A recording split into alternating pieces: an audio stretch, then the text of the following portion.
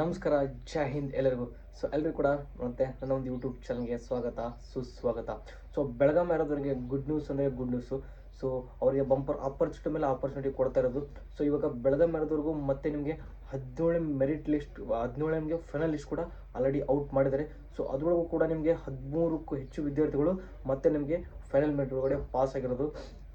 ನೋಡ್ತಾ ಇರ್ಬೋದು, ನಮ್ಮ ಟೈಮ್ ಒಳಗಡೆ ನಿಮಗೆ 1, 2, 3, 4 ಅಂದರೆ ಜಾಸ್ತಿ ಆಗುತ್ತೆ. ಆದರೆ ನಿಮ್ಗೆ 17 ಮೆರಿಟ್ ಲಿಸ್ಟ್ನ ಆಲ್ರೆಡಿ ಬಿಡ್ತಿದ್ದಾರೆ.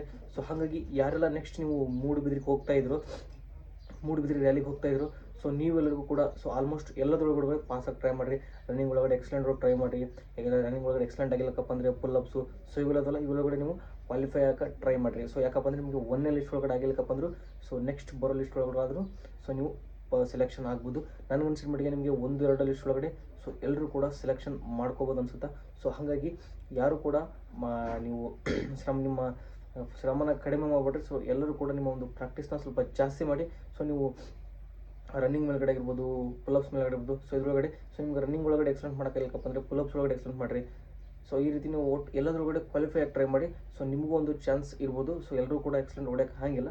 ಹಾಗಾಗಿ ಆದಷ್ಟು ನಮ್ಮ ಪ್ರಯತ್ನ ನಾವು ಮಾಡಿರಿ ಎಕ್ಸಲೆಂಟ್ ಹೊಡೋಕೆ. ಬಂತಪ್ಪ ಅಂದರೆ ನೆಕ್ಸ್ಟ್ ನೀವು ಕೂಡ ಫೈನಲ್ ಮೆರಿಟ್ ಲಿಸ್ಟ್ ಕೂಡ ಬರ್ಬೋದು. ಯಾಕಪ್ಪ ಅಂದರೆ ಇವಾಗ ಅಗ್ನಿವೀರ್ ಒಳಗಡೆ ವೇಕೆನ್ಸಿ ಭಾಳ ಅಂದರೆ ಭಾಳ ಬೇಕಾಗ್ಯವು. ಹಾಗಾಗಿ ಈ ಸಲನೂ ಕೂಡ ಭಾಳ ವೇಕೆನ್ಸಿನ ತೊಗೊಂತಾರೆ. ಹಾಗಾಗಿ ಯಾರು ಕೂಡ ಮಿಸ್ ಮಾಡಲೇಬೇಡಿ. ಹಾಗೆಯೇ ನೀವೇನಾದರೂ ನಮ್ಮ ಯೂಟ್ಯೂಬ್ ಚಾನಲ್ಗೆ ಹೊಸಬರಾಗಿತ್ತಪ್ಪ ಅಂದರೆ ಸಬ್ಸ್ಕ್ರೈಬ್ನ ಮಾಡ್ಕೊಂಡ್ರಿ. ಯಾವುದೇ ರೀತಿ ಹೊಸ ಅಪ್ಡೇಟ್ ಬಂದ ತಕ್ಷಣ ನಿಮಗೆ ವಿಡಿಯೋ ಮುಖಾಂತರ ತಿಳಿಸ್ತಾ ಇರ್ತೀನಿ. ಜೈ ಹಿಂದ್.